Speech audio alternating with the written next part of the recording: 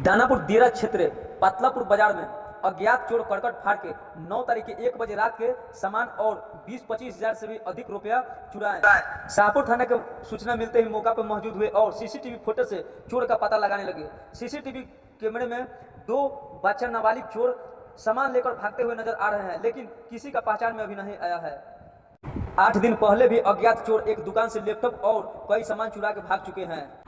वहाँ पे स्थानीय दुकानदार लोग के कहना है कि इस चोर के पता लगाया जाए और कानूनी रूप से कार्रवाई किया जाए। और आप लोग क्या कह रहे हैं इस चोर के बारे में कमेंट बॉक्स में बताइए और पूरा वीडियो देखिए सीसीटीवी फुटेज में कैसे चोर भागते हुए नजर आ रहे हैं।